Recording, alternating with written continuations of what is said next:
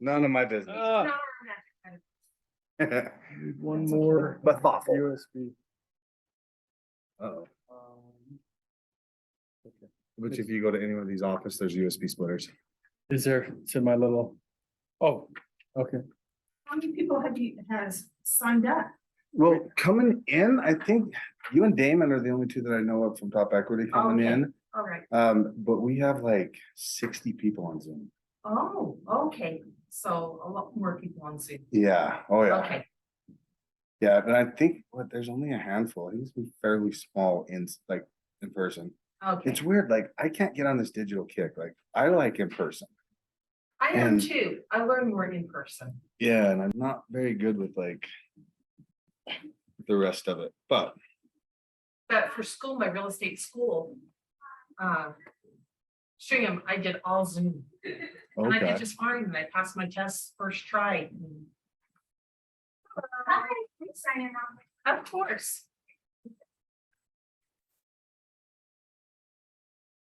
I thought of doing the Zoom, but I have an aunt that just lives 2 blocks from here. Oh And wow. I came to give her some of my veggies from my garden. And I thought, I'll just come right in.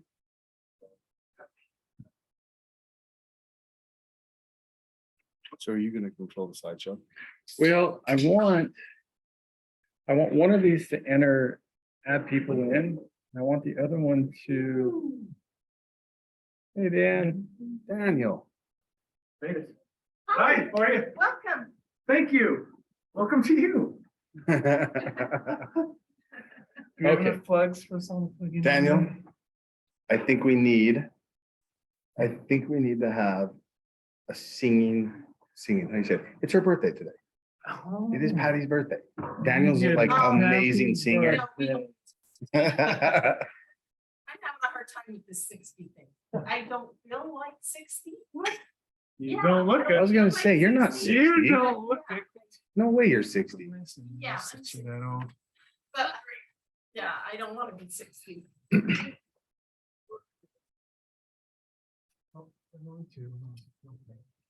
Ethernet.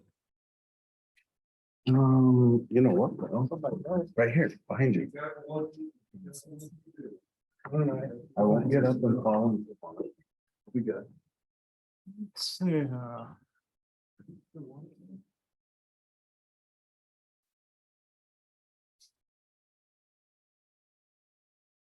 Okay. Do I want to reclaim host or stay participants? Okay, you can turn that one good. So I've got this one. I would. Let's get you please. a birthday Where water. the new hires are to go. That's right. How are you? Thank you. I appreciate that. Anyone else? Okay. I got some. So, I'm good. I'm good. Okay, so this is gonna be a participant. Okay. That's the host. So I have to allow you to share them, right? Yep. So how do you allow Yep. somebody? Click the up arrow. Up arrow. Cancel. Get out of there. Up arrow. Multiple participants. Yeah. Okay. Now go ahead and click on that view button. Let everybody in. Yep, and make sure you, set admit all in the top right. There you go. So we're good there. And then I'll get this one. Where's my Zoom go? Amberly, you made this different on me. Where's my Zoom? Oh, you just saw my text.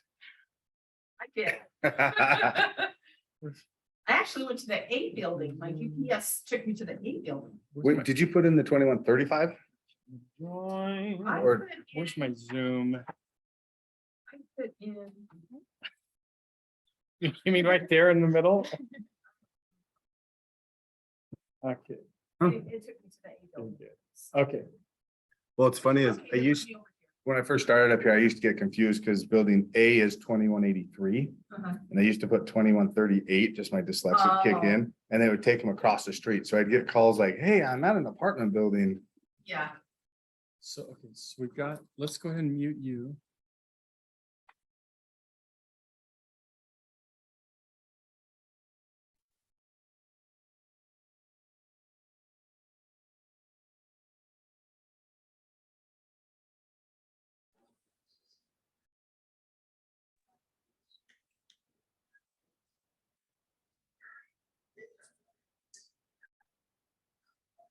Can you hear me? Oh, and now we can. Okay, can you hear me now? Go ahead. Mute. Here's your sound off. Who? It's probably taking. Okay, so I've got too much. We are not working. The giant spike that we had for food and for everything else has gone completely out of control. Hello. Aluminum, okay, has gone up so high that a lot of companies that deal with aluminum products are going out of business and they're shut down. Time and again. Healthcare.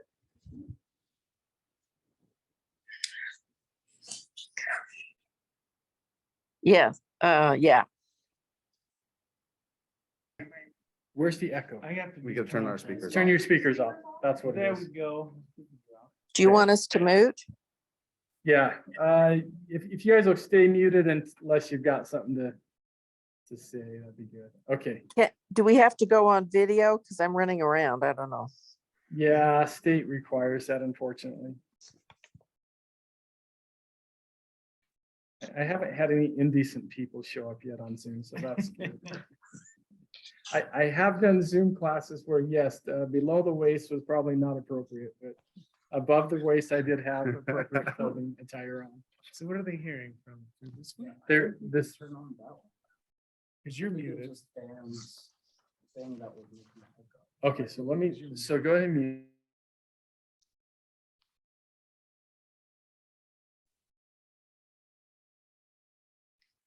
All right, you're dark now. Can you hear me now? Why are we? Let me turn my section off. Try now. Is that TV behind you with volume? It could be the feedback, the TV behind you. The TV? My sound is off. It's coming through there. Okay, go ahead. and hit this one. Testing.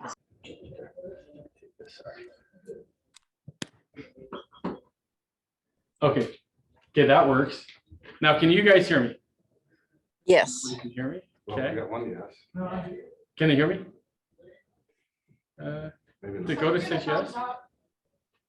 What's that? There was a thumbs up. Okay, can you hear me? You got, yours is muted though. You know, let's just go back to this one. Let me mute myself.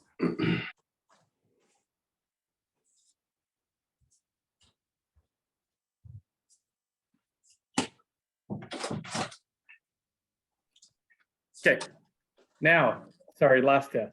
Can you guys hear me? Everybody should give me a thumbs up, right? Okay, Yes. okay, we got it. It's 10:01. Now we have to test each of us. Okay, let's go ahead and admit all. Okay, good. Yeah. So now if I speak, everybody can hear me, right? Yeah. But the problem, here, let's just speak through this. So let's turn the sound off on that. Why? I'm gonna have sound on one of them. Yeah, why can't, your sound's got, okay, good. Yeah, go ahead, Tom. Okay, Your sound, are you muted? Is your sound muted? no. All right, now we're just testing to see how this works. That's all. I just hear it coming through there. Do you guys hear an echo out there in Zoom land? It is, you hear an echo. Okay. You know what? Let's just unhook all these other, I'm gonna get out and let's just go with this computer and then we'll just make it work. We're on the clock, so. It's good now. It's not echoing on my end right now. Not Okay. echoing on mine either. Good. Okay, whatever. Okay, so yeah, so you just talk to this computer and then we're good. Okay, let's do it. Guys, welcome. Dave, take over. All We're on the right. clock. Welcome, guys. Okay, can you guys see the slideshow? Are we sharing our screen yet? Let me share here. I'll have that up in one sec. Looks like Zoom is the new big thing. We've got Miss Patty here that we absolutely love. It is her birthday today, so everyone please tell Patty happy birthday. Yes. Okay, so let's just start with a quick discussion. What do you guys think about the market right now? Any good, bad? Let's unmute ourselves and just talk. Let's get some discussion going. Who's the brave soul out there? It's getting better, but it was scary in the spring. Yes. I don't know about you guys, but I'm excited for this market right now. You know, this is turning into a fun. We've battled for a couple of years and I think now it's turning into a really good market. Okay, so let's get a couple things out of the way real quick. If you are on Zoom, you do have to have your camera on. It is a state regulation. You know, and then we are going to give 5 words throughout this. They're going to be keywords. If you logged in, we're going to have you go to the spreadsheet, put in those 5 keywords, and that is how you'll get credit for this. If you have any issues with it, please just send either one of us an email, whoever invited you, and we can get it taken care of that way also. I have a question. Yes. I can't get into my Google thing. Is that how you're doing it? Yeah, we'll work that out with you after if that doesn't work. So, Okay. maybe, we'll get. In that the together. chat, so Amberly Adams is one of our awesome assistants here. She's amazing. In the chat, she just put the link for the Google form. So if you do have anything that's stopping you, please get on that Google form and fill it out. Okay, so really quick, let's talk. How many of you guys here have ever used Security Home Mortgage or know anything about us?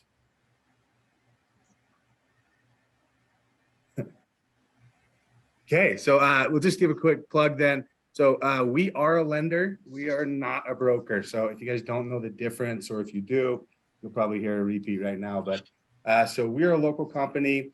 We're not too small. We're not too big. We're what I like to call a good sized company because, you know, we're not so little that we have to get permission, and we're not too big that we have to go to Georgia to get permission, right? So we're local here. We have our own underwriters, our own doc department, our own processors. We have everything in-house. So everything that we do, you know, we're able to walk next door and talk to people. Let me get everyone in here real quick. We got a bunch of people waiting. Okay. One of the things I always give a plug for us is we have something that I don't know of any other lenders that do. We have, we call Security Plus 10-day approval. That's where we take your clients and we put them in front of our underwriters before they ever go under contract, right? What this gives us the ability to do was the last 2 years in this crappy market, we were able to take people and turn them into cash offers. You know, still a good thing now, but it's not you don't need as much of it right now. So what that does right now is it gives us the ability to, if you have a client that has sticky income, you know, maybe their job history isn't the best, credit isn't the best, right? It gives us the ability to get rid of the stress that 10 days before your closing time, we're struggling, right? We get all that done before you go under contract, and now there's no stress with the process, right? So awesome. Well, does anyone have any questions about us before we get started? Okay, so do quick introductions. This is Daniel Beck. Hi, I'm Dan. Yeah, I think you can see me on here. Okay. I'm not sure how this is gonna work. But, Awesome. I'm Daniel Beck, and I've been here almost 2 years. Not even like that, but and I live in Lehigh, and I don't know what else to say. So I love it. yeah, Awesome. phone officer. And we got James Roberts. I'll be here in structure today with these guys. You're gonna hear a lot from me, unfortunately. So. And we got Fernando. Hey, I'm Fernando. I am a Marine Corps veteran. I was also born and raised in Guatemala. So I am bilingual, and I've been a loan officer for like a few months now. And yep, I'm excited to go ahead with this class with you guys. Awesome. Okay, so my name is Dave Devis. I've worked for Security Home Mortgage for a few years now. I come from the corporate world and am more grateful for this career than anything I've ever been grateful for, other than my kids. So we just talked about, we've got a bunch of people. I'm going to admit a few more. Let's just say real quick, repeat. If you're on Zoom, you do have to have your camera on, or we can't give you credit for the class. So make sure you turn your camera on. We are going to put out 5 keywords. Those 5 keywords is what, if you respond to the Google sheet that is in the text box, that will give you credit for the class. And then we have no problem being quiet here. Participation is a must. These classes are not fun if you don't participate. So if we ask for participation, we may just start calling on people or just sit here quietly waiting for someone to respond. I have no problem with silence. Okay, well, let's go. Let's move right on then. Jump into the 10 steps. Might be. I feel like I want to be able to talk into my screen. Yeah. So maybe if you muted your speaker. I have a question for your company. Yes. Do you guys have your own underwriter in-house or do you send it out? Yes, yes. I won't work for a company unless I have that. Why don't you guys swap places with me? Yeah. Sorry. Yes, in-house underwriting is the only way to go. It's just too tough. Okay. Okay. Dan, go ahead, sir. Yeah, we gotta. All right, so our 10 steps, just gonna briefly go over the 10 steps before we jump into them in depth. Our 10 steps, the things you need to do now to be a successful real estate agent. And first one, yeah, step one, just go through these briefly. Become perceived as an expert, right? There's no way around that. You wanna be the agent that everybody wants to work with. And we're gonna talk about information with that. Step two, the success formula, F times R equals C. What do those stand for? We'll save that for a minute or two. And then step three, we're going to spend a lot of time on step three, developing unwavering faith in yourself. So some of you might be sitting there going, all right, I'm an agent. There's 15, 16,000 agents in the state. How am I going to stand out? Well, that's what this step's all about, is not only working on mindset, developing faith in yourself, because the way you stand out is just the thing that makes you you. That's what's going to make you amazing and stand out above all others, because you bring something unique that certain people are going to need, that's going to click with certain customers and clients. And so, yeah, just be confident. You're amazing.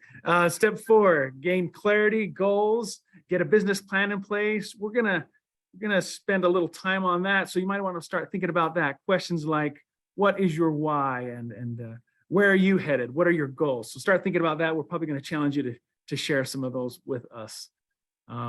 Step number 5, developing your systems. This is bread and butter, and this is key. I'm excited to get into this. That's breaking those things you need to do to bring a business down into small daily tasks. And it's a marvelous thing. Step 6, acquiring the needed skill sets. Talk about sharpening the saw. What are you going to do to keep your skills sharp and to be the best? Step 7, become disciplined. And we're going to go a lot about all these things here. Just a few extra steps there to, I don't know, just send your business through the roof. And step 8, we're going to talk about being knowledgeable, honest, and ethical at all times. You guys are going, what? We're going to talk about ethics again. Yes, it's that important. We're going to hammer on that a little bit. And step number 9, understand your duties and your fiduciary. Now, anyone that's ever watched Pirates of the Caribbean, which is a true historical film, knows that even pirates have a code. So we were going to talk about the realtor code, right? Okay. Then step number 10, understand how to spot and prevent real estate and mortgage fraud. Yeah, that one goes without saying. If you want to last in this business, don't participate in fraudulent activity, and you'll be able to have a longer time. So all this is what we're going to discuss throughout this course, combined with amazing examples, stories, anecdotes, meant to blow your mind, or at the very least be less boring than most CE classes. So let's go into step 1. James. All right, thank you, guys. Hey, James. Yes. Really quick, can we talk about breaks? Yes, yeah. Real quick, we have 2 hours today. The state gives us 2 10-minute breaks. Do we want to push through, skip the breaks, push through, get done 20 minutes early and still hit all our time? Or do you guys want to take breaks and go the full 2 hours? Push through. It's always unanimous. Push through. I love it. Okay. All right, so today's class, I've been in real estate for over 20 years. I have been through, I don't know how many, it's going to be in the hundreds of hours of CE. And usually I am bored to death. Shoot me now. I'm just sitting there like, oh my gosh, how do I get out of this? And so I've always tried to make our CE classes very beneficial. We also have people that use it. Yep, okay, perfect. And we want to make this class amazing for you. I want you to, okay. Yeah, we're just going to mute all and then unmute me. Okay, we're good. Oh, okay, good. We good? Okay, very good. Okay, we found the culprit. Okay, so we want this class to be very beneficial for you. Now, I like to say, it's not the teacher's responsibility for you guys to take away good stuff. It's your responsibility. So whether that's something that we teach or that you learn or that you think of. So I'm going to give everybody an assignment. So first of all, you have to find 3 takeaways from today's class.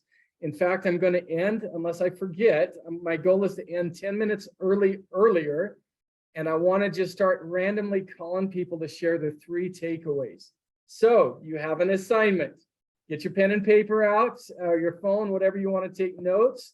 And I want you to come up with 3 takeaways that you're going to take away. Okay, so here's a question. Those on Zoom, go ahead and open up your chat button. And I want to ask the question that is, what is the key to success?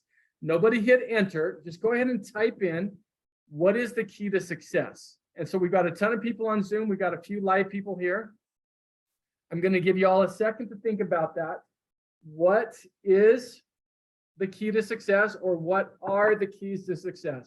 Go ahead and hit enter and go ahead and start filling that up. I want to just go through these and start talking about that. And while they're coming up, what's your name, man? I know you. Yep. Patty? It's Patty's birthday. Patty's birthday today. Okay, congratulations. Patty, what's the key to success? For me, in the real estate world, it's transactions, completed transactions. I love it. Completed transactions, happy customers. That's right. Doug, consistency. We've talked before.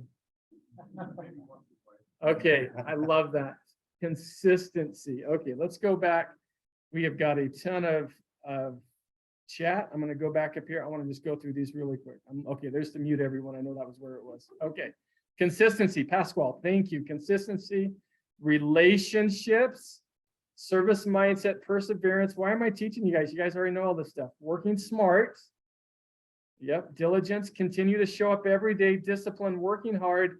Consistency, keep trying and not giving up. Perseverance, consistency, being consistent.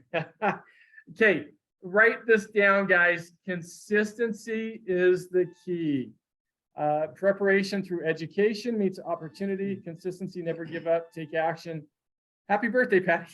Repeat clientele. Yep. Persistence. We're going to be talking about all this stuff. Show up, knowledge, genuine interest in clients. Everyone, thank you so much for your thoughts. Okay. In fact, I'm going to talk about consistency in an upcoming slide. So let's jump into this first one. And that is to become perceived as the expert. So think about this for a second, okay? Step number 1 in our 10 steps today is to become perceived as an expert, all right? You're going to a doctor, you're going to a CPA.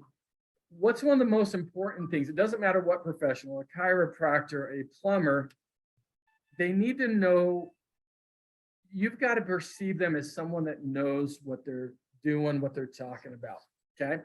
So the next question I've got for everybody is, how do you become perceived as an expert? Go ahead and go to your chat and tell me, how do you become perceived as an expert in the marketplace?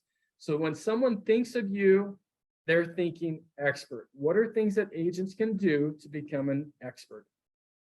Go ahead and start typing those in. Okay, I love this. Okay. And the cool thing is we got a large class, and so I'm going to get a lot of good information. All right. Okay, let's just go through these. Knowledge, genuine interest in clients, know what's going on in the market, post information, articles, know the stats, knowledge, don't get perceived. I love it. Don't just be perceived, be the expert. Love it. Knowledge, confidence, presentation, knowledge, gain knowledge and confidence, have knowledge, perfect. Understand the market, be visible in the local area of service, experience and knowledge. We're going to talk about all of these. These are really good. I've got 16 new messages. How do I get down to these? My thing's not scrolling anymore. Oh, no. Okay, there it is. Okay. Knowledge, experience, confidence with the knowledge and information, create value. Perfect. Know the history of the market, be up to date. This is, yep, know your craft, first perceive your, Wendy. Wendy, can you unmute yourself? Tell me more about your thought there. Wendy Lawrence. You're gonna make me unmute here. Yes. You, in this market, you have to sell yourself. You have to believe you're an expert. You've done your work, you know that, but if you don't put that out there, no one else is gonna know that. I love it. You got to believe in yourself. Okay. Step number one today, every real estate agent should have an IDX compatible website. When I'm talking IDX compatible, what do I mean? A website that feeds into the local MLS. Okay. If you don't have one, get one.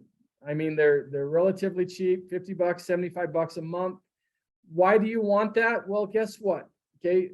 50% of buyers nowadays are what group? Actually, it's like 55% of buyers come from what group? I'm talking Generation X, millennials, baby boomers, whatever. What market is buying the majority of homes, buying and selling the majority of homes right now? It's millennials. Okay. We got some millennials back here. Amber, where do you go to find any information now? Google. You're going to the internet. Okay. So some of you old timers that haven't got onto the technology yet, or you're using some outdated website, think about it. Someone's thinking about buying or selling. Usually when they're buying, where are they going? They're going to Google, and then they are searching it up. And what's going to come up? Realtor.com, Zillow.com. And what's the problem if your client is going to those websites first? Somebody unmute yourself or pop in the chat. What's the problem with that? Your client is going to Zillow, going to Realtor.com. What's happening? They're They're gonna get skipping called you. by, Yep. Sorry, you both spoke at the same time. Try again. Agent paid ads. Christy, go ahead. They're skipping you. So you don't know what they're seeing and what they're interested in. So you're Exactly. missing out. Yes, and some of those sites make it look like the paid ad for the ad agent is the listing agent and the client's calling them. And if they're good, they're snagging your client. So you don't want your clients going to the competition. Make sure that you've got that website. Okay. Step number 2, what do you guys think? You get the website, and then what do you need on that website? You need good content. Okay. And so in today's market, it's cheap, it's free, but you can post content on a regular basis. It costs you nothing. Okay, you got YouTube, you got Facebook, you got LinkedIn, you've got Instagram. You should be putting content out there on a continuous basis. All right. Now, when we're talking social media, you don't want to be flooding. What's going to happen to your Facebook friends if all you do is flood them with real estate information? Okay. How long are they going to stay your friends? Okay.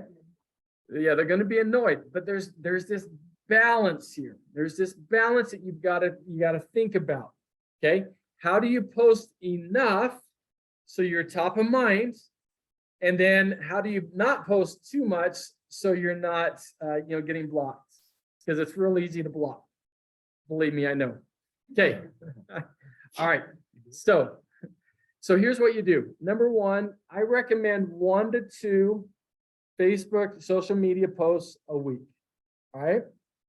And you want to keep the 80-20 principle going, meaning 20% business, 80% is going to be personal, fun, about you, stuff like that. Reason people go to social media. If you can sneak it in, that's even better. Hey, I was out on this listing appointment and we saw this, or we were doing this inspection. Watch out for this. Or, hey, I just learned this really cool thing about real estate. Okay. You want to keep that top of mind going. So keep that in mind. Okay. YouTube, channel on YouTube. Costs you nothing to do. Post something to your blog, post it to your YouTube, post it to LinkedIn. On a weekly basis, something going out there. Okay. I recommend 2 market updates a month. So 2 market updates. So people just see, hey, this is what's happening in the market. And you can do it general, or what some people do that I think is brilliant is they're in a certain city, and then that's the city that they post. Hey, there's this many listings.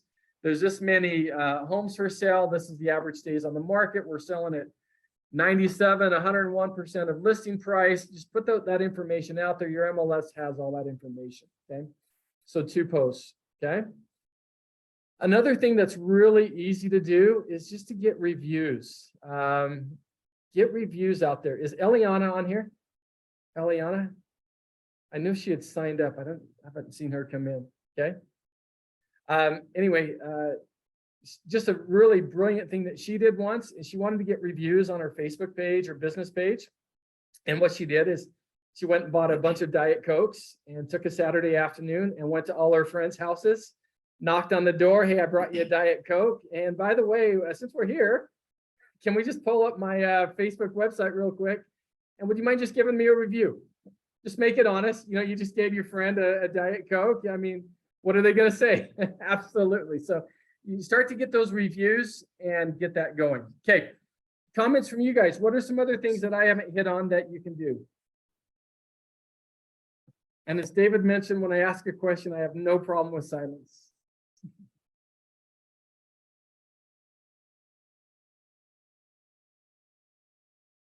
What are some other things we can do? So something that I'll go real quick. So I'm on a team. My husband's the lead, and I'm more of a support person, mostly doing TC work, but I do sell occasionally. Anyways, we are in West Jordan and sell quite a bit here. And what he did one day, which is not information he can just find on the MLS, but he found the information, but they're not like touting this, but he found out that he sells more homes in West Jordan than anybody else. And so our marketing has shifted to the #1 realtor in West Jordan. And we get a lot of flack from it, but people know it. And it's making a difference for us. And we also just bought ad space on grocery carts at our local grocery store at Smith's. I love it. Love it. Thank you. Okay, no, that's awesome. Okay, so keep that in mind. The things that you want to start promoting, you want to be visible. You've got to be out there, and it's a consistent game. Another thing to do to be perceived as an expert, just people seeing your face. So like, for instance, you can take your database, pop it into Facebook for some cheap money, and you can promote yourself to everybody that you know. That way, just by seeing you being visible, people are like, oh my gosh, I see you all the time. That means you know what you're doing. Okay, another thought, think about it this way. If you're picking a dentist, you're picking a doctor or whatever, who do you want to go to? You want to go to the person that is busy, but not too busy. You don't want to go to the one that's too busy that doesn't have time for you, but you also don't want to go to the one that has no business, right? So you want to go to the professional that you can see that they're busy, that other people trust them, but they still have time for you. So there's your assignment for today, and that is, how can I come across looking busy, successful, but not too busy for your client? So think on that one, ponder that one. We're going to keep moving on. We'll make a keyword out of that. Yes. What would you like for a keyword? Let's say perceived. Perceived. Okay. Keyword #1 is perceived. As David mentioned, those that got here late didn't hear that. We're going to give 5 keywords.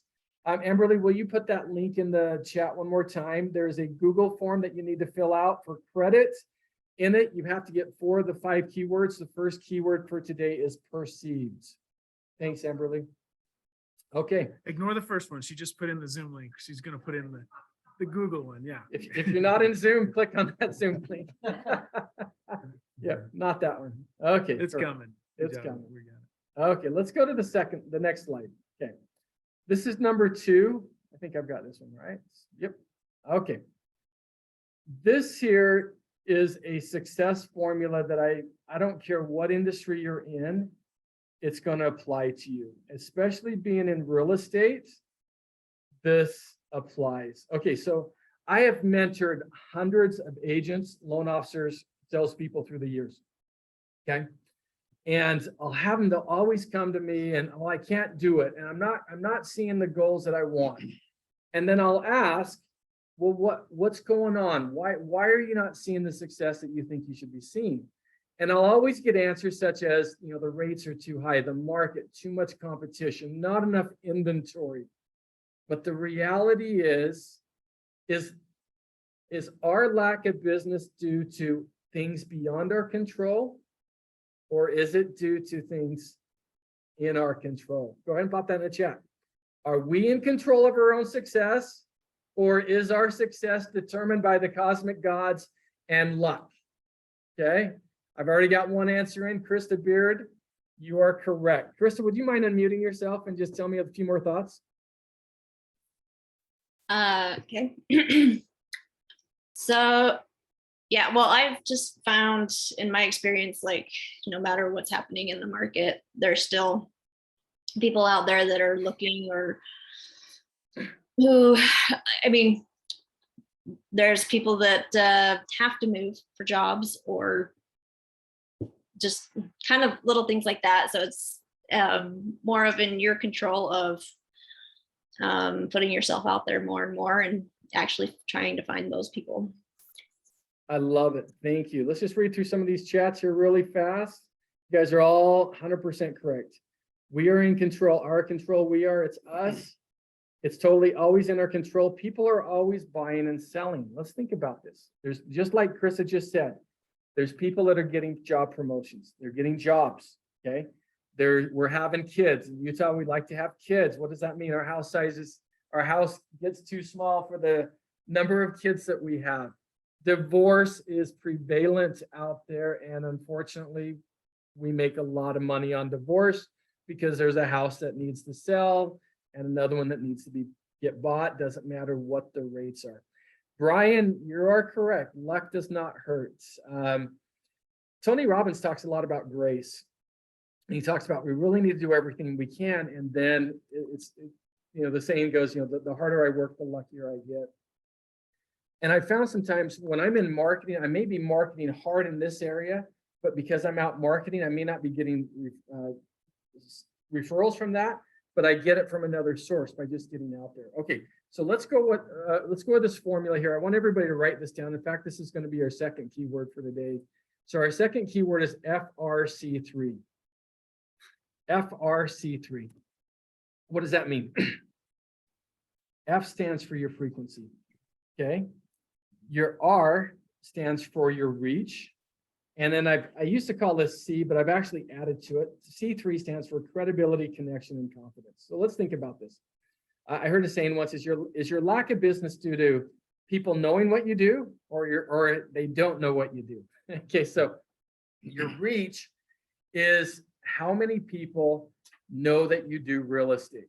Okay, for some people it's small, other people it's big, and then the more successful people, the bigger that reach is. Okay, so you got to have people out there that know you, know that you do real estate. The second one is frequency, and that has to do with how often you're reaching out. Now let's talk about exercise for a second. Just for a little. Okay, there we go. Can you guys all hear me okay still? Thumbs up. Anybody hear me? Okay, good. Just making sure you guys are all there. Okay. Frequency. Let's talk about exercise. Can I exercise too much? Okay.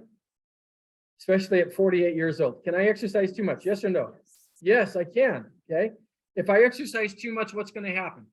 I'm going to get injured, and then I'm not going to be able to continue exercising. Okay. But also, can I exercise not frequent enough? And again, the answer is absolutely yes. Because if I exercise one day a month, what's going to happen? If I exercise on the first of the month, I'm going to be sore on the second, third, and fourth of every month. Okay. But then I'm not, and I'm just going to be back down to where I am. So think about that with your marketing. You've got to have the people that know you, like you, and trust you, but then you've got to stay top of mind. Top of mind. Okay. So I'm teaching this class, and I have a broker in the audience, and he tells a story how, man, I'm really late in here. Are you guys seeing me okay? Okay.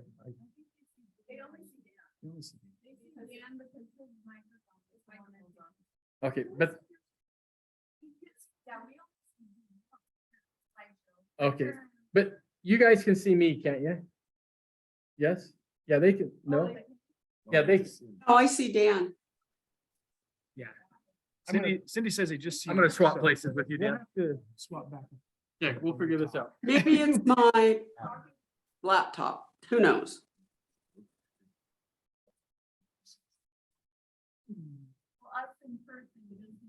Okay, sorry about that, guys. Okay, so reach, success. To be successful, you have to have enough people that know you, like, and trust you, then you've got to be frequent in there. You got to stay in touch with them on a continuous basis. You can be too much and you'll get blocked, or you're not enough, they're going to forget about you. I'm sitting at a family reunion. Anyone that's been in my class has heard this story. I've told it 100 times. I'm sitting in my class with family reunion. My cousin is talking about what? The house that she just bought 2 months ago. First time I heard about it, okay? She knew I did real estate. And so I pull her aside afterwards, and just for fun, I'm just like, hey, Jana, did you forget I do real estate? And she's like, oh my gosh, I'm so sorry. I did forget. Now, the question for you all is, whose fault is that?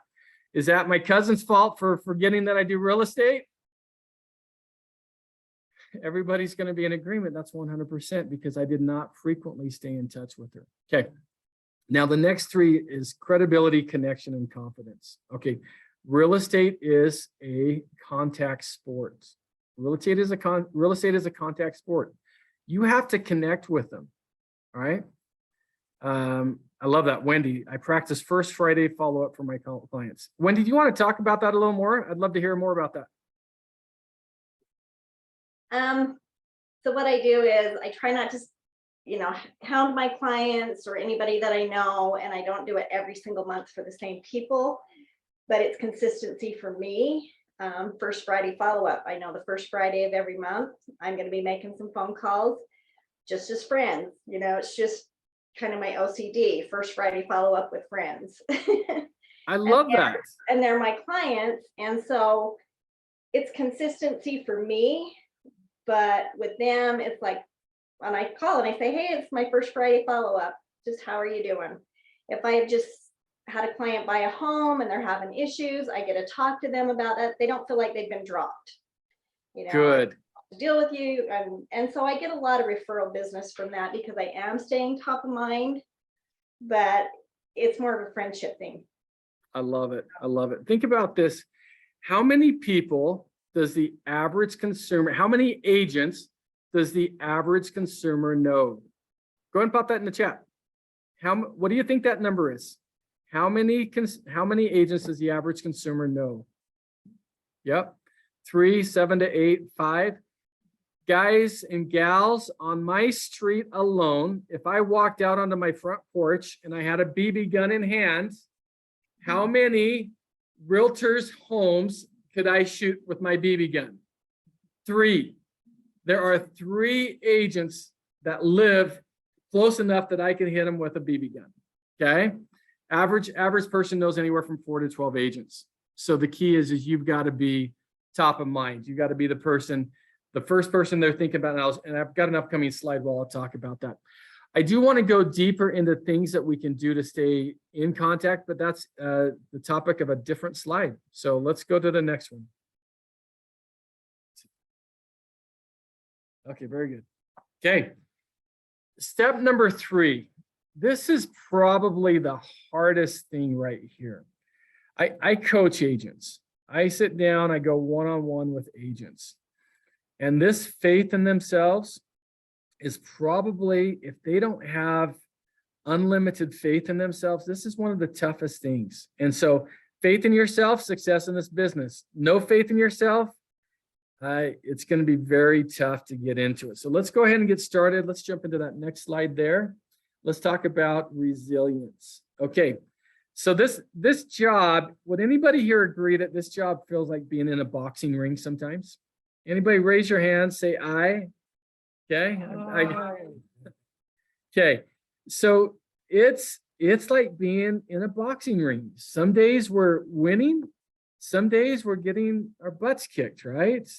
And any agents here can relate to that? Everybody's gonna, you've been in this business long enough. Being a real estate agent is a tough business. Okay. A lot of people think real estate agents are overpaid, but I'm going to tell you right now that real estate agents are not overpaid. In fact, I would argue that they're underpaid. When you think about all the things that you have to do, sure, there's some deals that you show first home and they're the perfect buyer, and you go under contract on the first house, loan goes through perfect, and you make a nice commission. But is that the normal? No, guys. That's you guys are dealing with you're dealing with lenders, you're dealing with inspectors, appraisers, sellers, I mean, repairs. There's so many issues that you guys got to deal with. And so you've got to be resilient. And the secret is to get up every time you fall, right? It doesn't matter who you are, you're going to have a bad deal, you're going to have some bad times. And the secret is to learn how to become resilient. Okay, before I go over, I've got 3 rules that I want to talk about. Before I go over those, tell me some ways that you be resilient. You've had a bad client, a bad deal. What are some tricks and tips that you guys do to move past it and get back on the track as fast as possible?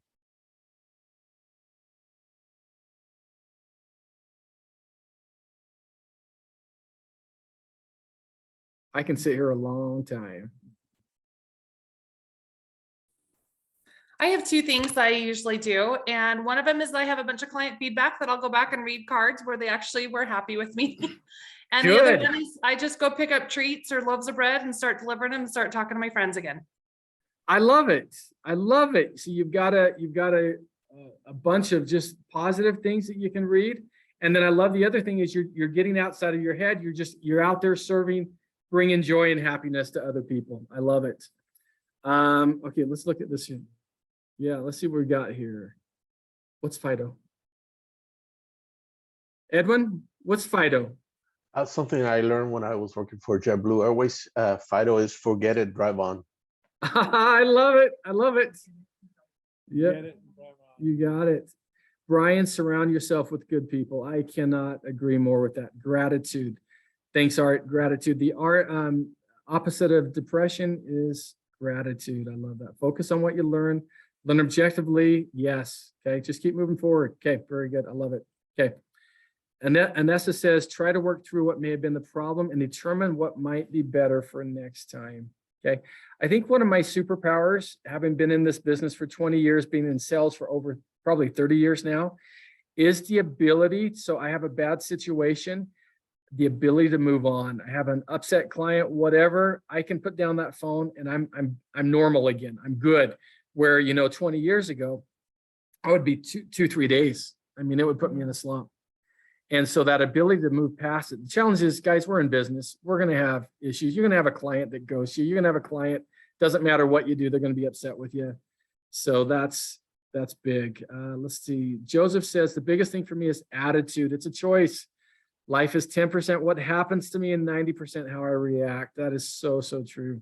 Brad, I love it. Plan a vacation. Just the key is plan it. Don't do it, because every time we have a challenge, if we do a vacation, we'll never be working. So, okay, I love it. Okay, a couple of rules. I have what's called the 5-minute rule. This isn't mine. This comes from a gentleman that has suffered a lot of stuff. And what he does is he gives himself 5 minutes to moan, complain, and break things, whatever. Just don't be stupid about it. But he's got 5 minutes. He gives himself, sets a timer. He gives him 5 minutes. Tony Robbins calls it the 90-second rule. Tony only gives you 90 seconds. But you have something come up, and if it's beyond your control at the end of the 5 minutes, what do? You move on. Okay. You just say, I can't change it. Move on. Now, of course, if it's something that you can change, absolutely, you better be working on that. Okay. So that's the first one. The second thing is, I love the story of Viktor Frankl. Okay, most of you guys have heard that story. Man's search for meaning. A gentleman that was unfortunately in the German concentration camps. He was a Jew. He was arrested like just right after getting married. His family. He's the only one that survives. But I love this. I love his quote from that Man's Search for Meaning. That is, between stimulus and response, there is a space. In that space is our power to choose our response. In our response lies our growth and our freedom. So I love what Joseph Clint Martin said. The biggest thing for me is the attitude. Life is really 10% what happens to us, 90% how I react to it. Okay. The challenge is sometimes we become complainers. And the problem is a complainer will never identify as a complainer. Okay, they never say I'm a complainer. What do they say? They're in their mind, they're justified. But what's the difference between a problem solver and a complainer? A complainer just complains about it. Okay, a problem solver, sometimes you need to talk about things, sometimes you need to vent, Sometimes you need someone to just be a sounding board. There's been many times I'm calling up someone close to me and saying, hey, I need a therapist for a few minutes, okay? Talk this thing through with me. But if all you're doing is just, man, I can't believe that so-and-so and whatever, you're just a complainer. You're not solving the problem, and and then you go to the next person. So don't do that, okay? And then the third thing, I love this. I don't remember who I heard it from, but you asked the question, will this make me bitter, or will it make me better? Will this make me bitter, or will this make me better? Okay, next slide. Who's on this one? Just down there. Yep. Okay, very good. All right. The next tip I want to talk about with mindset is the growth zone. Okay. Becoming uncomfortable. There's a saying that says, to grow, you must get uncomfortable. There is no growth in the comfort zone. There is no comfort in the growth zone. Okay. So think about that. Write that down. Give you a second there. There is no growth in the comfort zone. There is no comfort in the growth zone.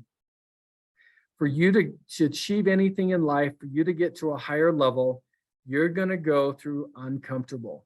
Okay. How do you know if you're growing? You're uncomfortable. How do you know if you're not growing? You're comfortable. Okay. If you're coming in every day and you're just doing work and you're comfortable, you're not growing. Right. So keep that in mind. If you want to grow, you've got to become uncomfortable. Okay. Next slide. Dan, I think you've got this. Yeah, I'm excited to talk about this because, it says mindset, but I think everyone on this Zoom call is probably old enough to know what that thing is pictured there, except Amberly. That's a telephone. And this slide, we're going to talk a little bit about call tolerance, a call reluctance, excuse me, right? And our mindset. What's the most important thing that you can do as an agent every day? Well, it's to pick up the phone and to call and reach out and, most importantly, connect, right? But what's the hardest thing to do, can be the hardest thing to do as an agent each and every day. That's to pick up that scary telephone and call, right? And I think sometimes it's just normal and natural to feel a hesitancy towards certain things, and particularly perhaps the phone call. Now, you see on the slide here a couple of scenarios. If you think about things like getting up at 5 a.m. to do what? Exercise? Are you kidding me? Or if you're standing on a cliff or about to jump out of an airplane. Now there's very few of us that might be adrenaline junkies are like, oh, bring that on. But for the rest of us, most of us, right, it's helpful to understand what's going on. We are not wired for success. And like James just said, growth achieves outside our comfort zones, and we're not wired for that. Our brains are wired to keep us safe, to keep us away from such things, right? And so, yeah, when we're standing in a situation where we're scared, our mind screams out at us, don't do that thing, don't go near that, and even employs the physical aspects. Like I remember the first time I ever gave a speech in public, I was kind of young, and I remember both legs shaking from my toes clear up to my hind end. And I think the people behind me must have thought I looked ridiculous. And that was my body trying to tell me, oh, don't do this. Anyways, I didn't die, and now I no longer shake when I speak in public. I'm not shaking right now, but it's about how do we overcome those things that that we're scared of? How do we overcome any hesitance or reluctance to pick up the phone? Either pop it into the chat or unmute. What are some of the things you have done to overcome that natural tendency to avoid it? Takes a minute because everybody's furiously typing. That's right. Time block. Brian, I love it. I love it a lot. Tell us a little more about that. What do you mean by time block? How much? Just set aside time, during the week or each day where, that's all you're doing is just dialing.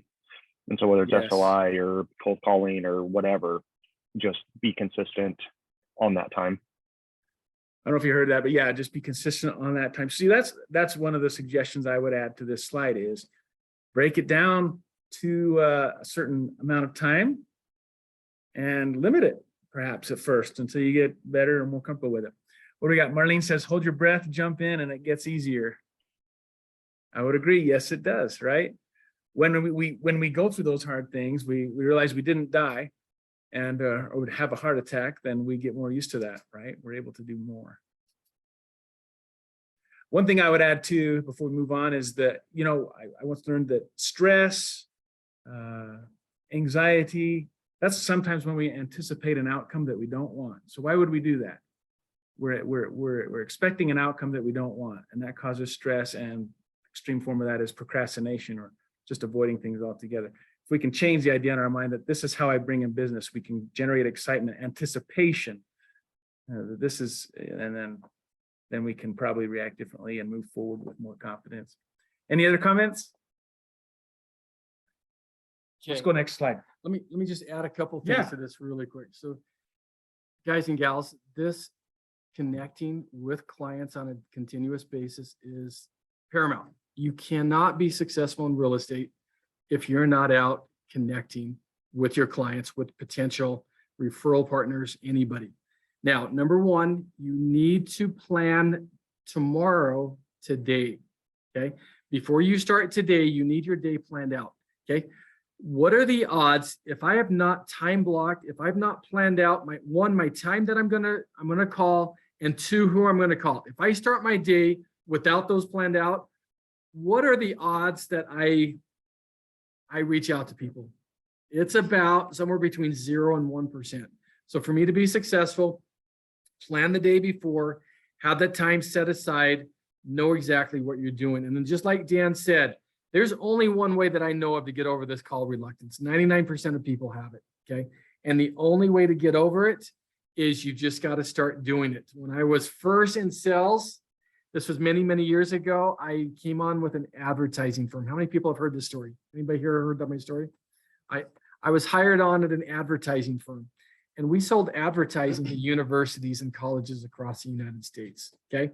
Now, my training there was elaborate and it took forever. I'm just kidding. It was literally a 5-minute training. It's like, here's a phone, here's a list of university presidents and phone numbers. Call them up and ask if they want advertising. I'm 25 years old at the time, just graduated out of college, and my heart, I mean, I just remember I went into the conference room to make my first phone calls. They'd given me a cubicle, and I knew I was going to crash and burn, and I didn't want anybody to see me doing it. But I found out something fascinating. I'm calling university presidents. First of all, does that sound daunting to anybody? Okay. Because to me, that was like, oh my gosh, this is the scariest thing. I hate heights, and I think I'd rather jump out of an airplane than call a university president. And I hate anything with heights. Okay. But what I found is when I started making phone calls, I didn't die. It was weird. I didn't die. I survived. And then I also found that a lot of them were very friendly and nice. Okay. Once in a while, yes, I would get someone, I'd catch them at a bad time. And but most of the time. So, and then what I found after 30 days of doing this is it got fun. It became a challenge. Okay. Another thing that I found is if I stopped doing it, if I went out on vacation for a week or I got lazy and stopped making my phone calls, guess what happened?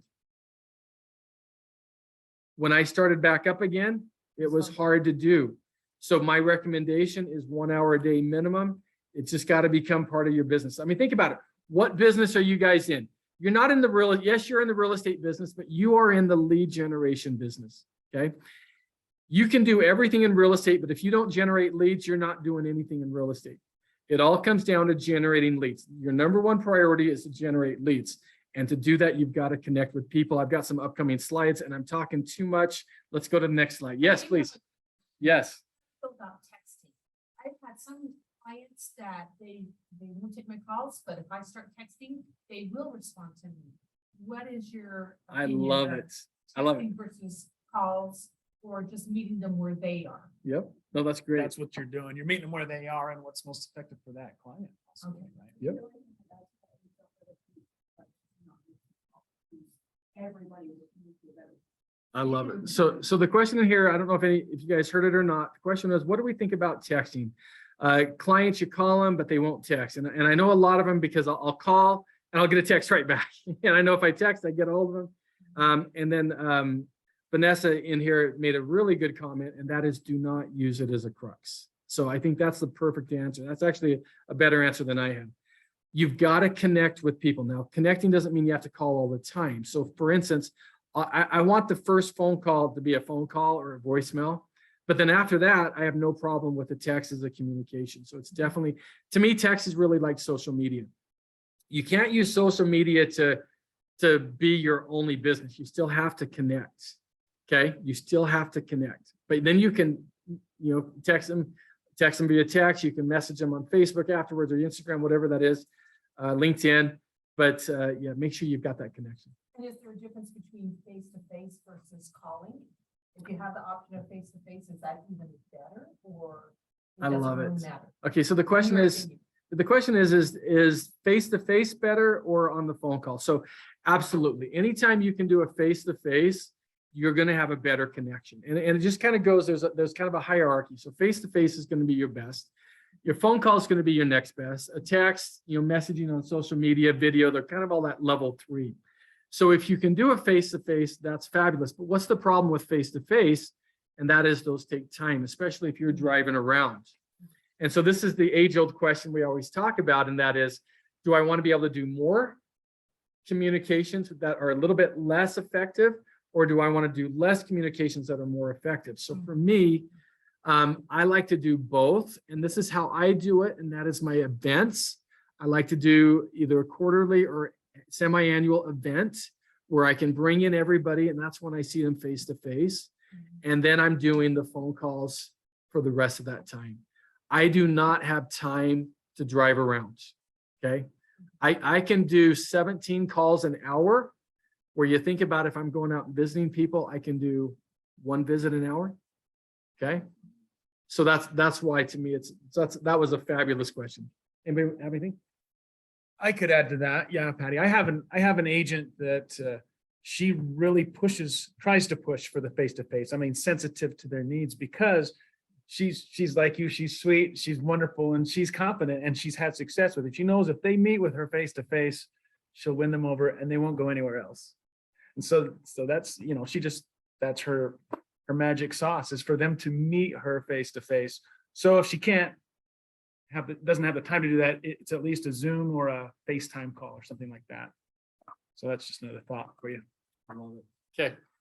All right. So guys, gals, schedule. End of the day, before you leave today, you have tomorrow planned out. And the first things you put in there, when is your prospecting time? Who are you going to call? That right there can make monumental changes. David, I think this is yours. Yes. Okay, guys, this is something I take to heart a lot, right? I worked for a company for about a decade, right? I'm 43 years old, so just about under half of my working career, I worked for a company that praised us for CNR defaults, right? How many of us have had that friend that, even back in high school, their relationships failed, their jobs failed, everything failed, and it was everyone else's fault, right? If you were to talk to them today, where do you think they're still at? Right? Still blaming everyone else, still not taking accountability, So what I believe is when you're able to see your own gaps and you're able to take responsibility, that's where the true growth happens. That's when I'm able to get better at what I do and to be able to be a better human and all around, right? So creating a mindset that everything is my fault. Unfortunately, half the people in this audience, and hopefully it's a lot smaller of a number, are not going to be able to accept this, right? They're going to be like, but this guy did this, but rates are high, right? Inflation went up too much, houses cost too much. There's nobody out there that can afford a house right now because of the cost and the rates, right? Those people aren't going to have as much business because my mindset is not going to grow, right? So empowering versus disempowering, when we say this is my fault or this is my responsibility, we keep growing, right? We just skip slides. Okay, cool. So when you encounter a challenge, your mind will always take one of 2 routes, right? This I kind of look at as the fight or flight, right? I'm either going to hit it head on, and I'm going to make it happen, or I'm going to go into that mode of protect myself, right? So empowering, I've got this. What do I need to do to make this happen? Right? I believe that when I came into this industry, you know, for you guys, those of you guys that know me, I'm a single dad, full-time single dad of 2 little kids. It's a make it or break it. I'm either going to be successful or I'm going to fall. You know, I'm coming into a job where there's not a guaranteed pay, there's not guaranteed money, right? I could literally lose. And if I came in here with that attitude, what do you guys think is going to happen with me and my kids? I'm going to be back to a $25 an hour, $30 an hour job, working 8 to 5, you know, barely being able to survive. Or I can come in here and say, just what it says, I've got this. What do I need to do to make this happen? And if I keep that attitude, things are going to be good. I believe that I'm going to be successful, right? So if I come in here saying it's too hard and it's not worth it and I can't do this, you know, what do you think is going to happen? So here's the question. What are you guys going to choose? What are your guys' thoughts on that?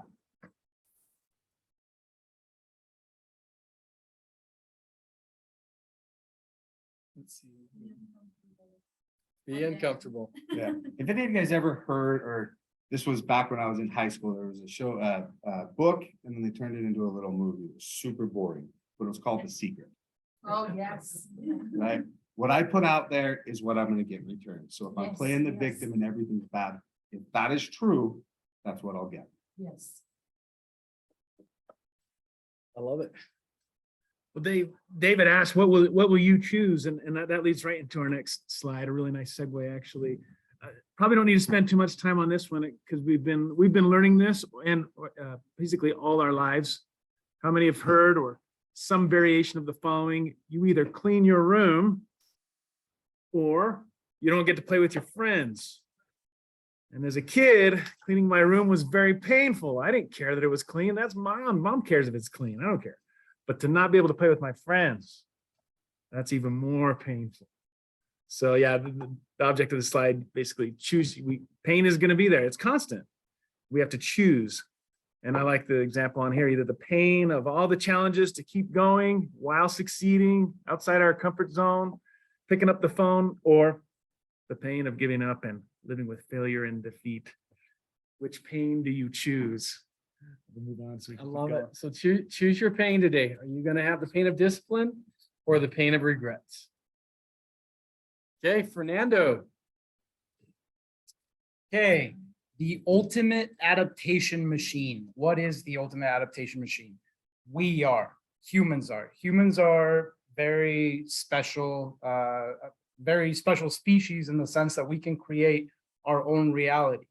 What we think about is what we're going to be able to do. If we, like we've been saying, if we come into work every day thinking picking up the phone is too hard, there's no way that we can do this because rates are too high, the market's rough right now, that's our reality. That's what we're going to be living in. If we are able to get out of our own way and have a clear goal in mind of what we want to come in and accomplish every day when we come in, we will be able to accomplish those goals. We are able to set our own reality through just positive mindset. As like I said, as long as we stop getting in our own way, we will be able to accomplish whatever it is that we set our mind to. I love it. Thank you, Fernando. Okay, so we're at the top of the hour. It's 11 o'clock. I just want to do a quick reminder. Number one, to get credit today, there is a Google form that's in the chat box. And Emberly, once again, if you'll put that in there, make sure you click on that form. You're going to put your name, your license number in. The third keyword for today is Fernando. So Fernando is our third keyword. You only need 4 of the 5 keywords to make this happen today. I do want to do a quick plug. If you've seen our emails, we're doing these CE classes every 2 weeks. Every 2 weeks. We have currently 32 hours. We have 25 of them are core. In 2 weeks, we're doing the mandatory class. And then 2 weeks after that, we're doing code of ethics. And so there's no reason to ever have to pay for CE again. I don't want you guys to be like one of my good agents. I was just talking to her and she was saying, man, I just took 3 days off and I got all my CE done. I'm like, no, don't do it that way. Just take a Friday morning off and just knock it out on a continuous basis. We have a question? Is the mandatory one the grade state? The real estate mandatory, residential that one. mandatory. I need it. Be here in 2 weeks. 2 weeks. And we'll start at 9 o'clock instead of 10 o'clock. So the mandatory residential, this is the one that all y'all need every 2 years. It's a big one. Make sure that you're here in 2 weeks. So, okay. Very good. Okay, let's keep going. You want to hit that down arrow?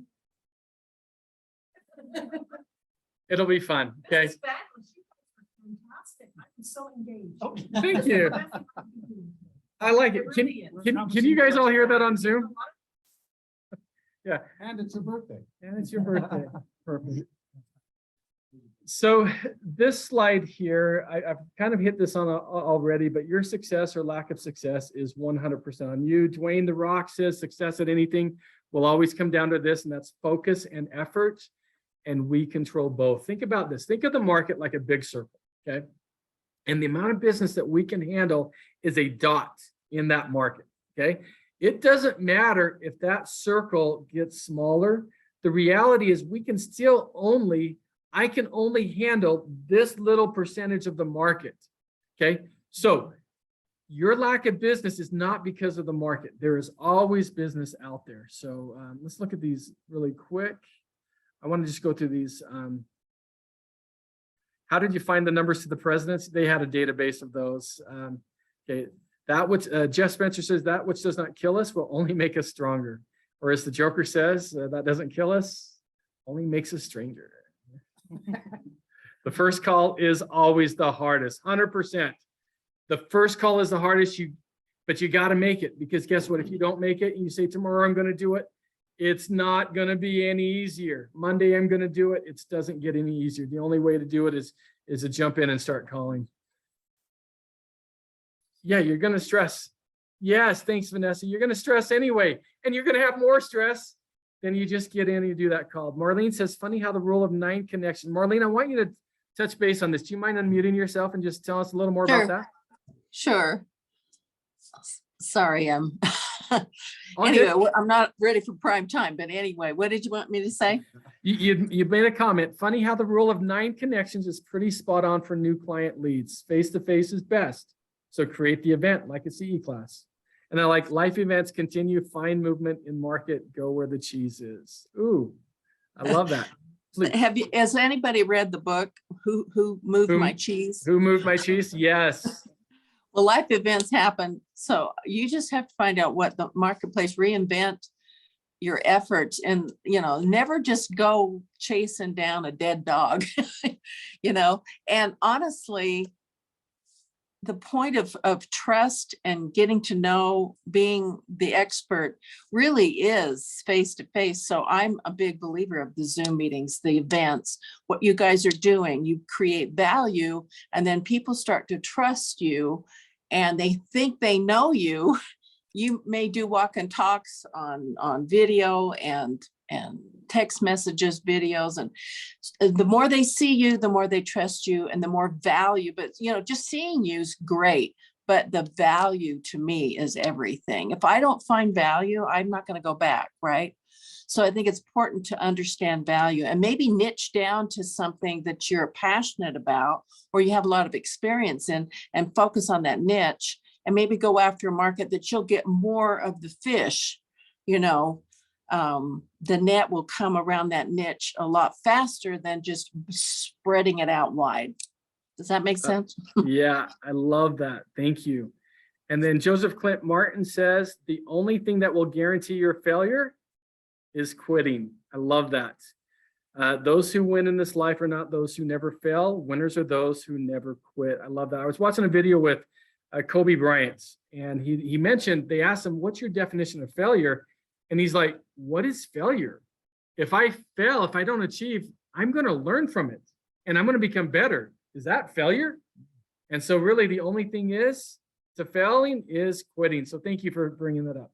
Yeah, I think this one's yours. Yeah, so this slide is about watching your words. Thank you so much for your words that you've shared.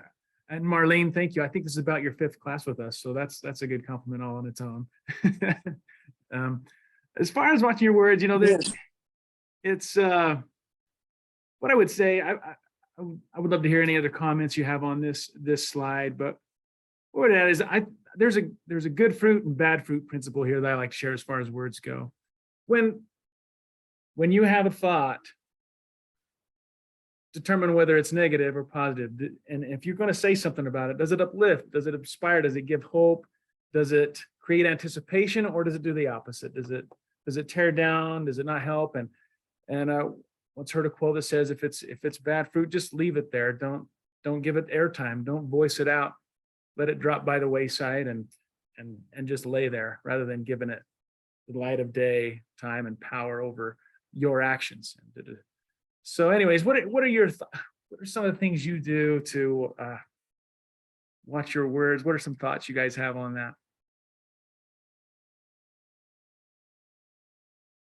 It is. Now, sometimes we need to vent, right? Right. And I don't think there's anything wrong with that. But is it coming from a place of I'm powerless? Or are we going to vent and then say, and here's what I'm going to do to try and fix that? Or are we continuing to vent? Do we vent to this person, then this person, and never getting around to solving the issue? It's about, And that's coming from a guy, I know. and it goes back to what David was talking about, are we empowering ourselves? Do we take full responsibility, or are we victims and we have no, and our words can determine that and really are groundwork for that. Any other thoughts, anybody? Let's move on. Hey, we're now to step 4. Yes, and I got Sam here, so I can't say it. We got this. We're gonna get through all 10. Okay. Okay, step number 4 is to gain clarity. Get a business plan in place, know where you want to go. So let's go to that next slide. Okay, we did a poll. And some of you guys have seen this if you've attended my classes before. Most of you probably have not. And we polled 1,600 homeowners on how they decided to buy, how they decided on an agent. These are sales from 2018 to 2022. And if you look at the National Association of Realtors, you'll find that our poll is very similar to theirs. Let's go to that first one. So the first question that we asked was, how did you choose your agent? Now let's go back up really quick. Whoops, there you go. Okay, let's get out of this so you guys can't see that. Yeah, get that one down. They can't see that. Okay, very good. Okay, we're good. Okay, everybody hop in your Zoom time. All right. How did the home buyers choose their agent? What would you say the number one way that they chose their agent? Okay, recommendation from a friend. Good. What else? Family Feud. The top 10 answers are on the board. That's right. SOI. Yep. Referral. Love it. Relationship. They knew them. You guys are spot on. Family or friend recommendation. So let's go back to the slide here really quick. How did you choose your agent? 43.5% said, I knew the agent already. 29.3% said agent was referred by a family member, friend, or someone I trusted. Now, again, these are our numbers, but if you look at the National Association of Realtors, you're going to find they're very similar. 13% said I used an agent I'd used before. So what does this mean? 43.5% of people said they went with an agent they knew already. 72.8%, three-fourths of people went with who? Someone they already knew or somebody that was referred by a trusted person. 85%, guys, we're approaching 90% of people chose their agent because it was someone they already knew, someone that was referred by someone they trusted, or someone they had worked with in the past. 90% of people find their agents by personal connections. I'll have brand new agents. They'll call me up. Hey, James, I heard you're a good loan officer. I live in Cedar Hills. I want to go. I want to go market out in in Eagle Mountain. This is a true story. I want to just go get a farm, James. I want you to pay half of this for me. And I'm like, whoa, stop right there. Okay, we're missing 90% of your referral business. Let's start with your database. Let's not go get out there and start cold calling and just putting out little flyers and things. Okay. So keep that in mind. That is pretty crazy, is that not? Okay, let's go next one. Fernando. Okay, yep, and next question we asked was, did social media help you decide what agent to go with? And the top 2 answers are on the board, but 91.3% said, no, social media did not help me decide on what agent to go with. So what does this mean? We initially thought that it was going to be more like 50-50, 50% of people got their agent from social media, or at least decided to pick from someone they saw on social media. And then the other 50% did not pick from social media, but turns out that up to 91.3% of people are not choosing their agents with social media. So we're not telling you do not use social media, because it is still a very helpful tool in today's date. And you should absolutely, James was just saying earlier that you should post twice, that he recommends you post twice a week. So social media is still a very important tool. However, what is more important than social media is having your database, marketing to your SOI, making sure that those people around you know who you are and what you do, because chances are, if they already know that you're a realtor and they like you and trust you, they're going to pick you rather than someone that's posting on social media, doing a TikTok dance in front of a house, right? Yeah, I love it. So for you, those of you that hate social media, this is not your ticket out. I'm sorry. You still have to do social media. You want to be relevant in today's market, you've got to be on social media.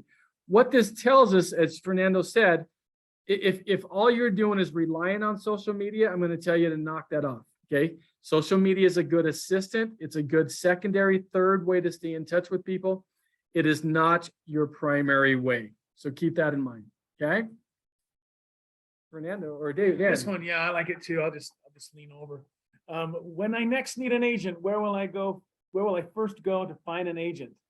And yeah, Family Feud style. Top answer is, the one they've always used or used last. 43%, 33.7 go with someone I know who is an agent. And then that third top one, which reach out to family, friends, and people. That is a whopping, what is that? 89%. Excuse me, 93.4% that went with someone, again, that they know. That one you can't read down there in the very bottom is 1% said whoever has the listing. But that 93%, again, just kind of supports, it's who they know and who those people know. Yes, I love it.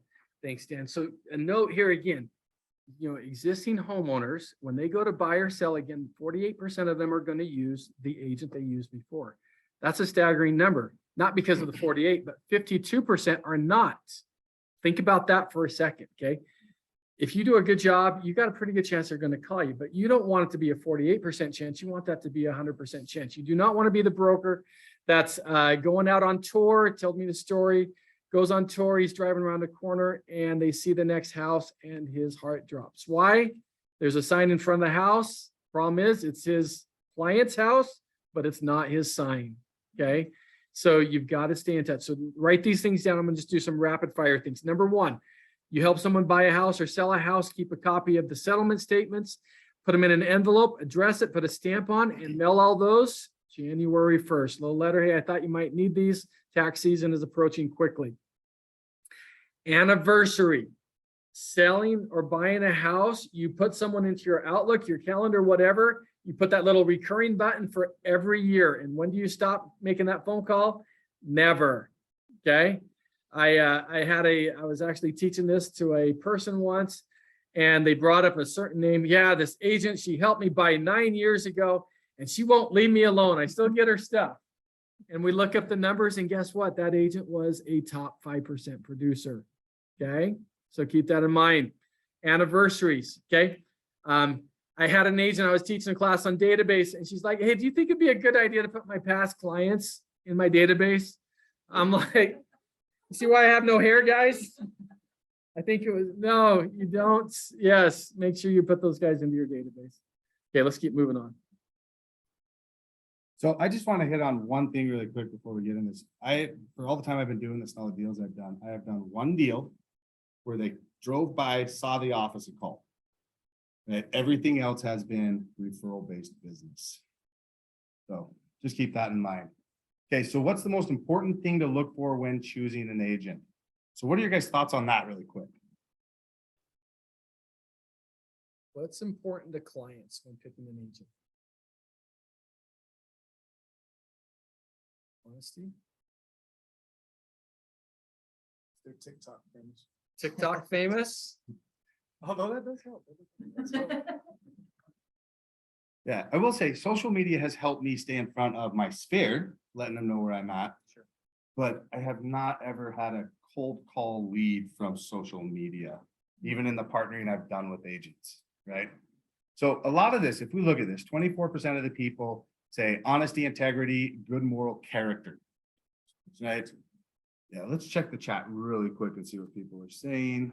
Yes, communication, market knowledge, reach and integrity, integrity and knowledge, follow through. Do they know the area, trustworthy, honesty? You know, and this is really coming down to, you know, do they know you, like you, and trust you? Right? So 24% of the people are honest, integrity, and good moral character. They want to know you're going to take care of them. You're not in it for just the payday. You're just not a number to them, right? And if you look at 21.7, experienced, committed, and knowledgeable, right? And that knowledgeable thing, right? Are we the expert, right? And then the next highest is at that 9.8% and dedicated to helping me get what I want, right? So one of the things out here that I want to point out is one of the 1%ers that people said was the cheapest, right? So do people really care if you're the cheapest person out there? Let's go back to the doctor thing James was talking about. Do you go to the cheapest doctor or the doctor you know is gonna take care of it? This is their biggest, for most people, the biggest purchase or, you know, transaction of their lives. People who go with the cheapest, but you don't want them to go. And let's think about this too. Yeah, so Damon said something, right? Damon, say that a little bit louder. It said there are people who will shop by price. Yep, because what do you think they're gonna do? We're off referrals, right? So they're gonna refer a friend. What are they gonna tell their friend? He did this for 1%. Oh, yeah. So what's the expectation with that client coming to you? You're gonna do it for 1%, right? So when you become a discount broker, guess what? You're a discount broker. Okay, So always show your value. So, okay, so it is now 11:20. We're going to give the fourth keyword for today, and it's going to be David. The fourth keyword for today is David. So where we're skipping breaks, we have 20 minutes left. I'm going to go through these last few slides. I'm just going to do some rapid fire and just kind of hit on the key things. Thank you. I'll just take that right there like that. Okay. So this is another fascinating one. Sorry, Fernando, I'm just going to jump into this. Okay. How many agents did you interview before you chose? 70% said they interviewed one and only one agent. Okay. 88% said they interviewed two. What does this tell us? If you're not first, you're last. Okay. So you've got to keep that top of mind awareness. Don't be intimidated because there's two other agents in your neighborhood. You've got to be the person that they talk. 70% are going to go with that first one. Okay. What we're going to do is after today, we're going to send you a Word document. We'll switch it to a PDF as well. So you've got both. I'm going to have you, instead of talking about it in today's class, because I want to get to what you guys have learned, but we're going to send you this, and I want you to write down, what are your goals as a realtor? Why do you want to achieve those? How do you define success? In 1 year from now, I want to be, and 5 years from now, I want you to really think about that. When I talk with agents, about 10% can answer those questions for me. About 90% give me a deer in the headlights look. They don't have those clearly filled out. And part of gaining clarity is your business plan. So we've got a one-page business plan. We're going to send this to you. I'm not going to go over it right now, but I'm going to send it to you. And then we're going to all follow up with you because we want to make sure the lowest form of learning is knowledge. What does that mean? If you just come to a class and you learn stuff and you never apply anything, guess what? Yeah, you got your 2 hours for your CE to renew your license, but this 2 hours was wasted for you. Let's get you your CE for your license, but also let's take it to that next level, okay?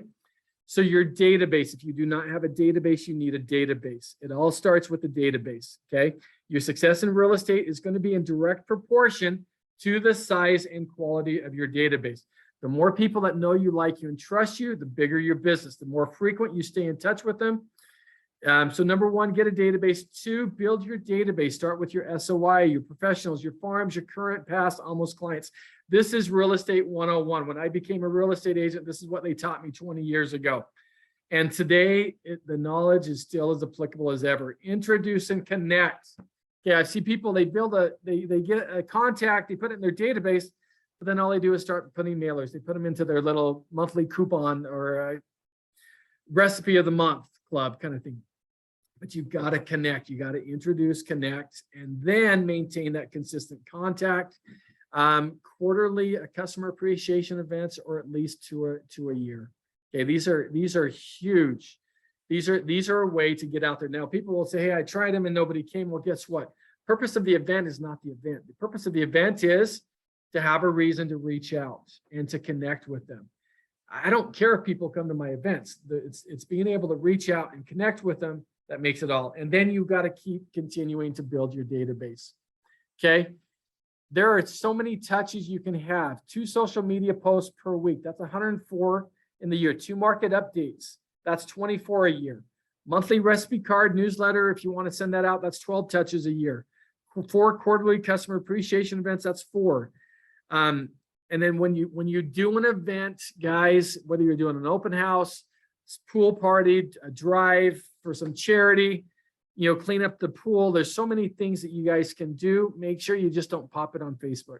Because if all you do, I mean, I've heard it so many times. Yeah, I tried this event. I put it on Facebook. Nobody came. Okay. This is your chance. Call them 4 weeks in advance, 3 weeks, send them a text, pop it to the social media, start sending them, social media invites. Handwritten cards per year. Here's another little takeaway. Do 5 handwritten cards a day. Okay. They're easy. It's cheap. And just start, think about it. Everybody, every day, I have a locking mailbox. So I check my mailbox about once a week, once every other week. Okay. And I get this big stack of mail every time, but what always gets opened? If there's a little thank you card, I promise you that will get opened. Okay. And so it's a good way. Okay. Birthday wish, anniversary phone call. We talked about that. And then make sure you make any social media posts informative.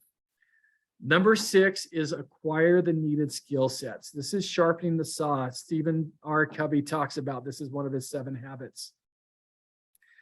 Daily, I recommend 30 minutes a day doing something to better yourself, whether that's sales skills, motivation, mindset, studying the market, studying stats, 30 minutes a day to become better. Think about it. If you'll practice for 30 minutes a day, after a year, where are you going to be? After 5 years, 10 years, where are you going to be? You're going to know your stuff. Now, amateurs are going to do this 30 minutes when? During the day, during their working hours. Professionals do it outside of these because they know their business hours are for working. Okay. Seminar. Then I would recommend attending 1 major seminar a year. Invest in yourself. We're going to send these slides out afterwards. Here's some books that we highly recommend. Here's some videos that we highly recommend. Okay. Number 7 is to become disciplined. All right. This is where I see agents fail over and over and over again. Okay. We become distracted. The biggest distraction, guys and gals, is business. Okay. Think about it. You're a new agent or you don't have any business. What are you doing? Oh my gosh, I don't have any paychecks coming in. What am I doing? I'm calling, I'm reaching out. And what do I get? I finally get someone that's interested in listing or buying, right? And then what do I do? Now, all my time and energy goes into making sure I get my paycheck. But then guess what? That deal's going to either close or go away. And then where am I at? I'm down, starting over again. Okay, it's an up and down curse. Talking with an agent in May of this year, and he was like, man, James, in December, January, man, I had all these clients. I had 5 deals going on. And then where are you at now? I have no deals. Okay, how much marketing did you do while you were working all these deals? I didn't have time. Is that true? You've got to make time. Okay, so if you take nothing else from this class, Power Hour, if you've been in my classes, I'm going to just keep preaching this. You've got to set aside minimum 1 hour a day for prospecting. I don't care how busy you are. I call it my diarrhea time. Sorry, horrible, I know, but you're going to remember it now because I said diarrhea. Okay, think about it. Yes, ma'am. I want Power Hour once a day. I'm okay if you skip Fridays. because if you do really good Monday through Thursday, but you've got to get consistent at it. Okay. The reason I call it diarrhea time, think about it. I'll ask someone, I'll sit down with them. Okay, we're going to do power hour every day. Tomorrow I call them at 5 o'clock. How'd your power hour go? Oh, well, I had this happen. I had that happen. I didn't get around to it. Well, guess what? If diarrhea hits you at 10 o'clock and that's your power hour time, are you going to take care of that social media post? You're going to call whatever? You're going to go take care of business. And that's how important you've got to make your power hour. If you get nothing else out of today's class, you've got to, the discipline to stay there. Okay. Any comments I need to? Okay, very good. All right. Okay. They're all speechless, they told me. Okay, so keep that. You've got to be disciplined. Guys and gals, everybody has whirlwinds. Everybody has life issues. Everybody has things that are keeping you from doing what you need to do. If I had you raise your hands, everybody would say, yeah, I've got some things that I'm dealing with in my life. Okay. I brought people into my office. Hey, I'm not seeing production. I'm not seeing things happen. And then they just say, oh, well, we've got this and this and this going on. And I'm like, you're not special because you're dealing with life issues. Does that sound callous? Absolutely. But guess what? It's a fact. The successful people have learned how to do what they need to on a daily basis, and then they take care of life's whirlwinds after. The unsuccessful people take care of life's whirlwinds, and then they give their business whatever is left over. I have seen it over and over again. Any broker in here, anybody that deals with people will agree with me on this. Okay. All right. I wanted to get into, I want to ask you guys, let me just jump into a last few things. I keep using this one. This one. Okay. Be knowledgeable, ethical, honest at all times. That goes without saying. That's the quickest way to get people not to refer you. Again, everything is based on trust. Make sure you keep your license in good standing. Don't lie. Don't do anything wrong. Old car, obedience, loyalty, disclosure. Make sure you've got your confidentiality, your accounting, and your reasonable care. Make sure you're taking care of your clients.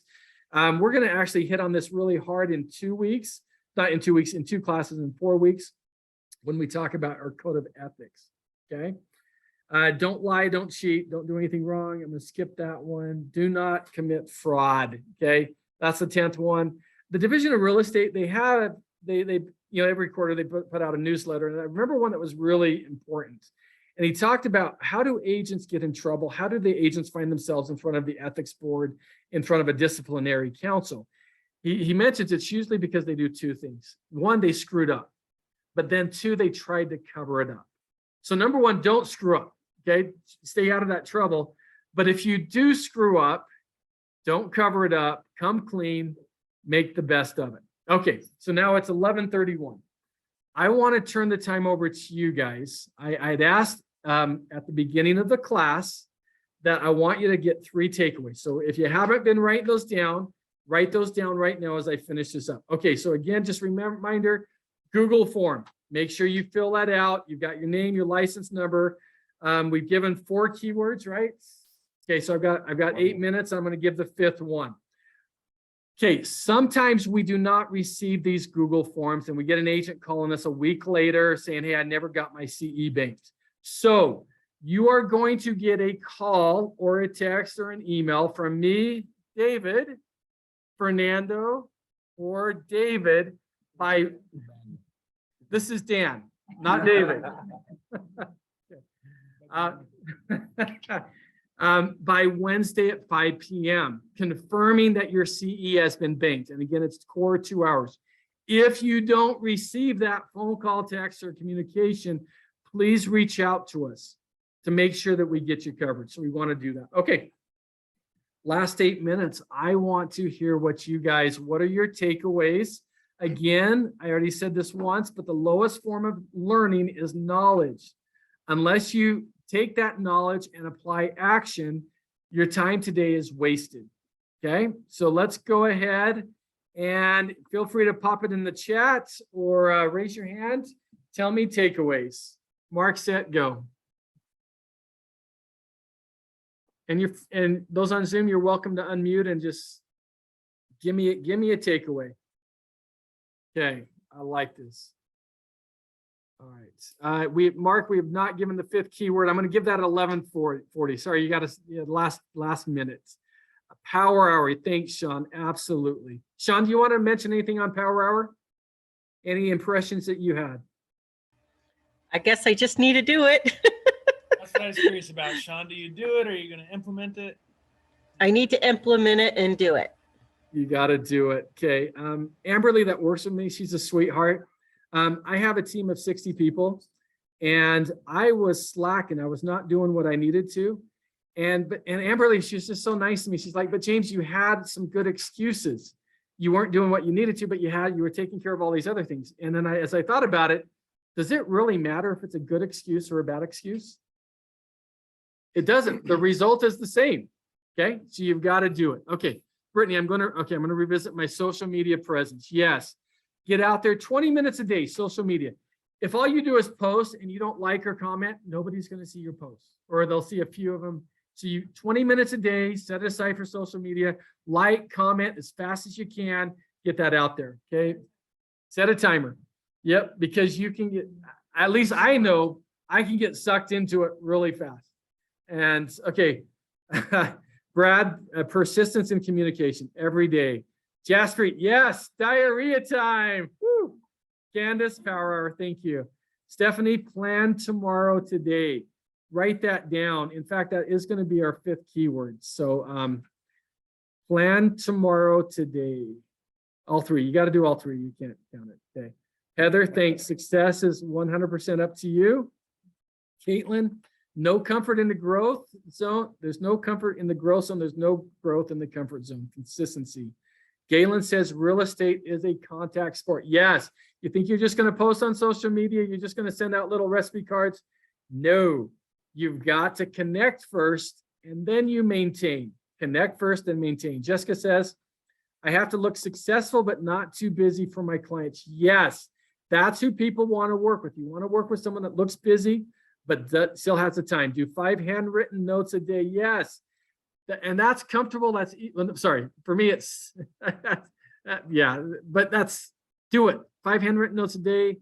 And to grow, I need to do uncomfortable things. SOI referrals. Yes. Home anniversary on my calendar every year. Yes. If you'll just do that, that's huge. McKay, power hour. Thank you. Brittany, I need to do power hour. Yes. You want to be successful. It's just like, I want to become a bodybuilder. I mean, I can go buy all the best equipment. I can get the right clothes. I can hire a trainer. I can get the best nutrition. I can hire a nutritionist. But until I get in the gym and pump weights every day, I'll never get success. You as an agent, you can attend all the classes. You can go read and watch videos and whatever, but nothing happens just like the person that needs to get in shape. They've got to pump the weight. You guys have got to connect with people. Angie says, I'm 100% responsible for everything that happens. Did I miss one? Oh, good. I love that one. I won't be a victim. Angie, can you expound on that? That is so good. Angie? Oh, I gave the fifth quarter. Okay. Chrissy, we keep going. Chrissy, market update on YouTube. Yes, Stephanie Brown, FRC3. Remember that. Your reach times your frequency, credibility, confidence. And what was the third one? Anybody remember? You guys can think about that one for a second. Okay, Sadie, take action. Being uncomfortable is good constant communication. Stay in touch with all clients. Whitney, make more of an effort to face-to-face and phone calls. Yes. Unfortunately, you've got to become comfortable being uncomfortable. Develop business, personal connection, relationships. I love it. Kevin, love the homeowners statistics. What motivated them? Real estate is a contact sport. FRC3, importance of connectivity, consistency. Anessa says, make time every day to communicate. Post on social media more frequently. Tyler, Fido, I love it. Remind me again, do it. Fido was what? Forget it, drive on. That's something that I learned. You might start seeing that in my classes. I might steal that one. Thanks for sharing that one. Mark, focus and effort, social media, 20 minutes a day, make personal calls. This is awesome. Edwin, focus and effort. We are in control of both. Brad, did you say you gave the fifth word? Yes. Fifth word is plan what? Plan what? Plan tomorrow today. Plan tomorrow today is our 5th and final keyword. Make your business fun. Attitude is everything. Agree that? Even pirates have a code. Gerald, yes. Even pirates have a code. Angie. Very good. Angie, can you talk now? I would love to hear your comments on that one.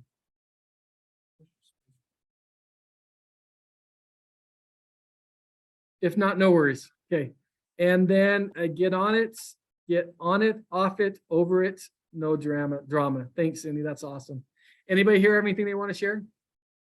For me, growth occurs in the uncomfortable zone, so be uncomfortable. Growth occurs in the uncomfortable zone. Yes. Doug.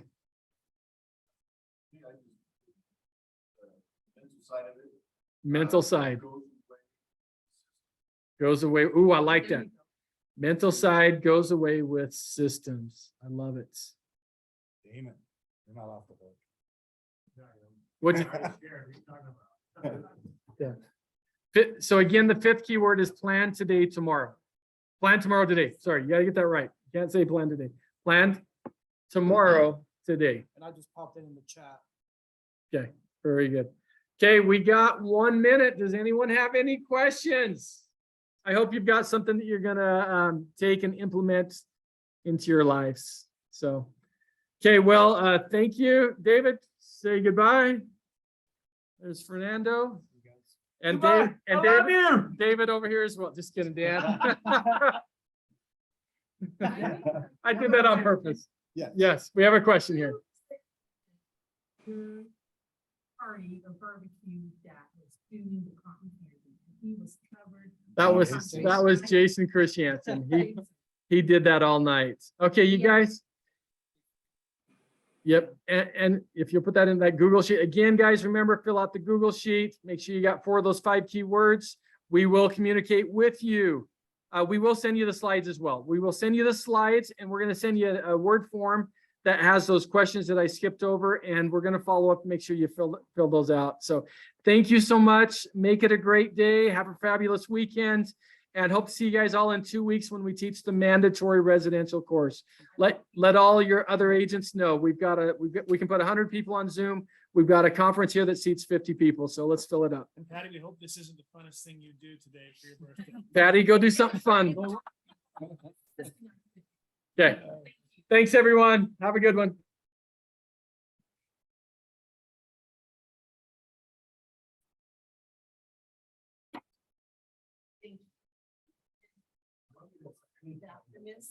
Yeah, sign